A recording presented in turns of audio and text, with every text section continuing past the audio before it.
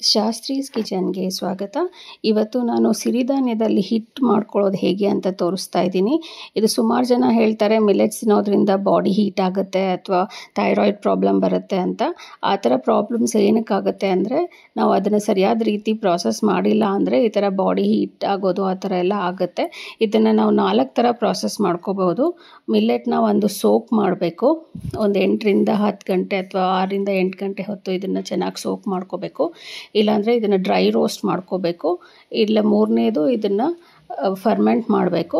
ಇಲ್ಲ 4ನೇದು ಇದನ್ನು ಸ್ಪ್ರೌಟ್ಸ್ ಮಾಡಿ ತಗೋಬೇಕು. ಎಲ್ಲ ಮಿಲ್ಲೆಟ್ಸು ಸ್ಪ್ರೌಟ್ಸ್ ಮಾಡೋಕ್ಕಾಗಲ್ಲ, ಮೊಳಕೆ ಕಟ್ಟೋದಕ್ಕಾಗಲ್ಲ. ಅದಕ್ಕೆ ರಾಗಿ ಅಂತವಾದರೆ ಮೊಳಕೆ ಕಟ್ಕೊಂಡು ತಿನ್ಬೋದು. ಮಿಕ್ಕಿದ ಈ ಸಿರಿಧಾನ್ಯಗಳನ್ನು ನಾವು ಬೇರೆ 3 ಥರದಲ್ಲಿ ಇದನ್ನು ಪ್ರಾಸೆಸ್ ಮಾಡ್ಕೋಬೇಕು. ಸೋಕ್ ಮಾಡೋದು ತುಂಬಾ ಇಂಪಾರ್ಟೆಂಟು. ಇಲ್ಲಿ ನಾನು 1 kg ಆರ್ಕ ಅಕ್ಕಿ ತಗೊಂಡಿದ್ದೀನಿ. ಅದನ್ನು ಒಂದು 6ರಿಂದ 8 ಗಂಟೆ ಹೊತ್ತು ಸೋಕ್ ಮಾಡಿಕೊಂಡು ಈ ಥರ ಒಂದು ಕಾಟನ್ ಬಟ್ಟೆ ಮೇಲೆ ಹರಡಿಟ್ಕೊಂಡಿದ್ದೀನಿ. ಬಿಸಿಲಲ್ಲಿ ಬೇಕಾದರೂ ಇದನ್ನು ಒಣಗಿಸ್ಕೋಬೋದು. ನಾನು ಇದನ್ನು ಮನೆಯಲ್ಲೇ ಒಣಗಿಸ್ಕೊಳ್ತಾ ಇದ್ದೀನಿ. ಇದು ಒಂದು 10ರಿಂದ 12 ಗಂಟೆ ಹೊತ್ತು ಈ ಥರ ಒಣಗಿಸ್ಕೊಂಡ್ರೆ ಚೆನ್ನಾಗಿ ಒಣಗಿಬಿಡುತ್ತೆ. ಈಗ ಅದನ್ನು ತಗೊಂಡು ಒಂದು ಪಾತ್ರೆಗೆ ಹಾಕ್ಕೊಂಡಿದ್ದೀನಿ. ಈಗ ಇದನ್ನು ನಾನು ಡ್ರೈ ರೋಸ್ಟ್ ಮಾಡ್ಕೊಳ್ತೀನಿ. ಈ ಹಿಟ್ಟಿಗೆ ನಾನು 2 ಪ್ರಾಸೆಸ್ ಮಾಡಿದ್ದೀನಿ. ಒಂದು ಇದನ್ನು ಚೆನ್ನಾಗಿ ಸೋಕ್ ಮಾಡ್ಕೊಂಡಿದ್ದೀನಿ, ಇನ್ನೊಂದು ಇದನ್ನು ಡ್ರೈ ರೋಸ್ಟ್ ಮಾಡ್ತಾ ಇದ್ದೀನಿ. ಈ ಡ್ರೈ ರೋಸ್ಟ್ ಮಾಡೋದ್ರಿಂದ ಇನ್ನೊಂದು ಉಪಯೋಗ ಏನು ಅಂದರೆ ಹಿಟ್ಟು ಬೇಗ ಹುಳ ಬೀಳಲ್ಲ ಮತ್ತು ಕಹಿನೂ ಬರಲ್ಲ.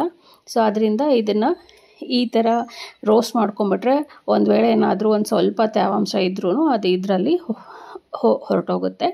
ಸೊ ನಾನು ಈಗ 2 ಥರ ಪ್ರಾಸೆಸ್ ಮಾಡ್ಕೊಂಡಿದ್ದೀನಿ. ಒಂದು ಚೆನ್ನಾಗಿ ಸೋಕ್ ಮಾಡ್ಕೊಂಡಿದ್ದೀನಿ, ಆಮೇಲೆ ಇದನ್ನು ಚೆನ್ನಾಗಿ ಹುರ್ಕೊಂಡಿದ್ದೀನಿ. ಬೇರೆ ಥರ ಫರ್ಮೆಂಟ್ ಮಾಡೋದು ಅಂದರೆ ನಾವು ಅಂಬಲಿ ಅಥವಾ ಗಂಜಿ ಥರ ಮಾಡಿಕೊಂಡು ಕುಡಿಯೋದ್ರಿಂದ ಅದು ಫರ್ಮೆಂಟೆಡ್ ಇದರಲ್ಲಿ ನಮಗೆ ಸಿಗುತ್ತೆ. ಇನ್ನೊಂದು ಮೊಳಕೆ ಕಟ್ಕೊಂಡು ತಿನ್ಬೋದು. ರಾಗಿ ಅಂತ ಇದನ್ನು ಮೊಳಕೆ ಕಟ್ಕೊಂಡು ಪುಡಿ ಮಾಡಿಕೊಂಡು ಯೂಸ್ ಮಾಡ್ಕೋಬೋದು. ಸೊ ಈಗ ನಾನು ಇದನ್ನು ಸ್ವಲ್ಪ ಹುರ್ಕೊಂಡಿದ್ದೀನಿ. ಇದು ಸ್ವಲ್ಪ ಕೈಯಲ್ಲಿ ಮುಟ್ಟೋ ಥರ ಇದ್ದರೆ ಸಾಕು, ತುಂಬ ಏನು ಹುರಿಯೋದು ಬೇಕಿಲ್ಲ.